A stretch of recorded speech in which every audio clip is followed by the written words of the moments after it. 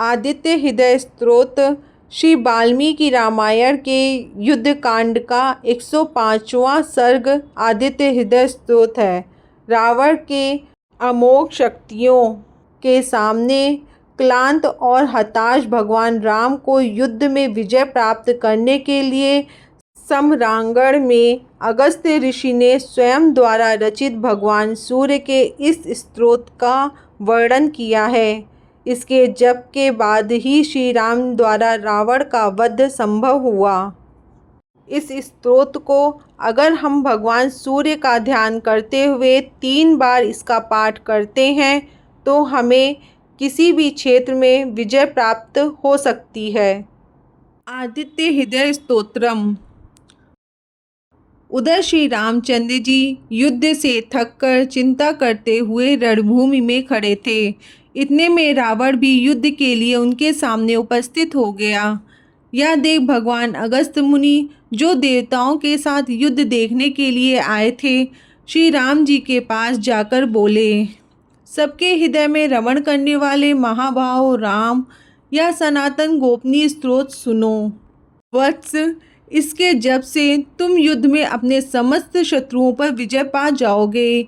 यह गोपनीय स्तोत्र का नाम है आदित्य हृदय। यह परम पवित्र और संपूर्ण शत्रुओं का नाश करने वाला है। इसके जप से सदा विजय की प्राप्ति होती है। यह नित्य, अक्षय और परम कल्याणमय स्तोत्र है। संपूर्ण मंगलों का भी मंगल है। इससे सब पापों का नाश हो जाता है। यह चिंता और शोक को मिटाने तथा आयु को बढ़ाने वाला उत्तम साधन है।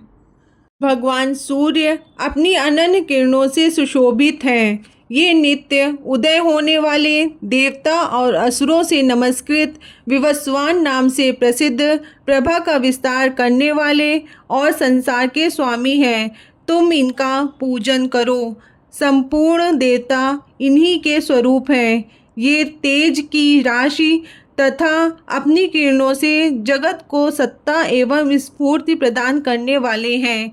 ये ही अपनी रश्मियों का प्रसार करके देवता और असुरों सहित संपूर्ण लोकों का पालन करते हैं। ये ही ब्रह्मा, विष्णु, शिव, स्कंद, प्रजापति, इंद्र, कुबेर, काल, यम, चंद्रमा, वरुण, पितर, वसु, साध्य, अश्वनी कुमार, मरुद्गण, मनु, वायु, अग्नि, प्रजा, प्राण, ऋतुओं को प्रकट करने वाले तथा प्रभा के पुंज हैं। इन्हीं के नाम आदित्य, सविता, सूर्य, खग, पूषा, गभस्तिमान, स्वर्ण सदृश, भानु, हिरण्यरेता, दिवाकर, हरिदश्व, सहस्रार्षि, सप्तसप्ती, मरीचिमान, तिमिरोन्मथन, शंभु, त्वष्टा,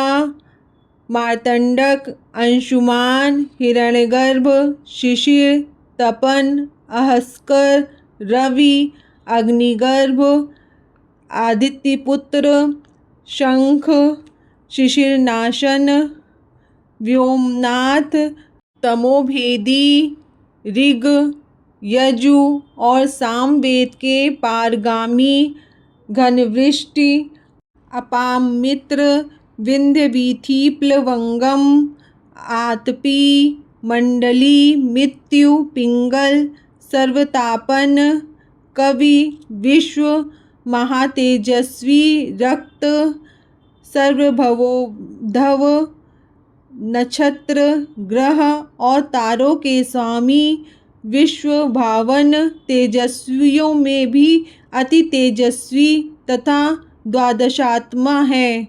आपको नमस्कार है।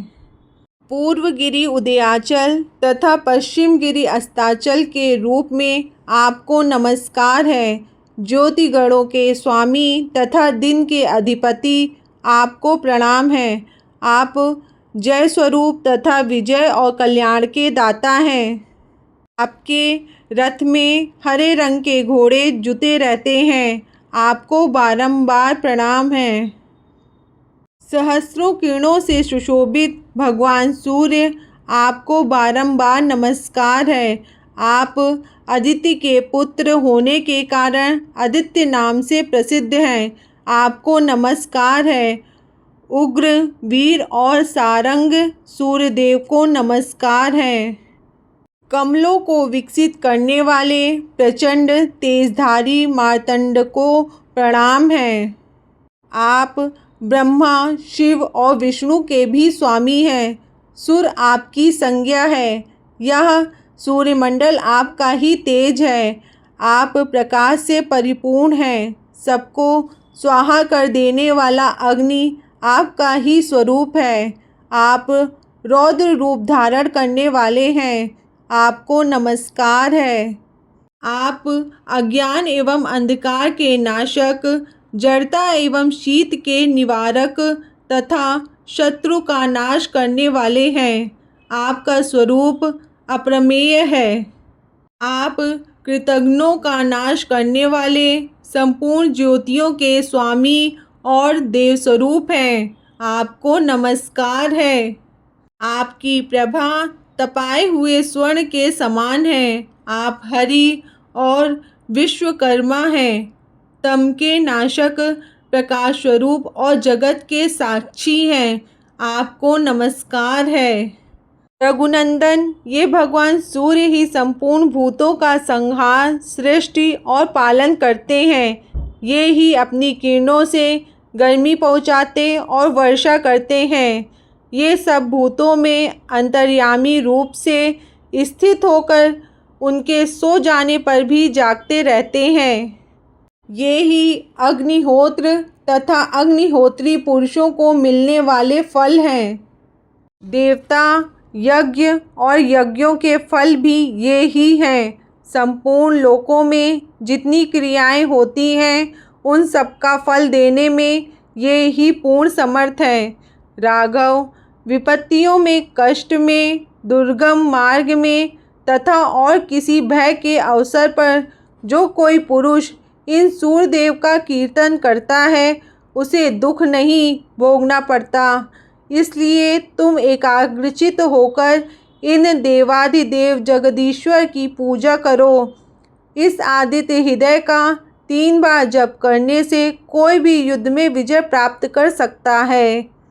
महाबाहो, तुम इसी क्षण रावण का वध कर सकोगे। यह कहकर अगस्त्य जी जैसे आए थे उसी प्रकार चले गए। उनका उपदेश सुनकर महातेजस्वी श्री रामचंद्र जी का शोक दूर हो गया। उन्होंने प्रसन्न होकर शुद्ध चित्त से आदित्य हृदय को धारण किया और 3 बार आचमन करके शुद्ध हो भगवान सूर्य की ओर देखते हुए इसका 3 बार जप किया। इससे उन्हें बड़ा हर्ष हुआ। फिर परम पराक्रमी रघुनाथ जी ने धनुष उठाकर रावण की ओर देखा और उत्साहपूर्वक विजय पाने के लिए वे आगे बढ़े। उन्होंने पूरा प्रयत्न करके रावण के वध का निश्चय किया। उस समय देवताओं के मध्य में खड़े हुए भगवान सूर्य ने प्रसन्न होकर श्री रामचंद्र जी की ओर देखा और निशाचर राज रावण के विनाश का समय निकट जानकर हर्षपूर्वक कहा, रघुनंदन, अब जल्दी करो। बोलो सूर्य भगवान की जय।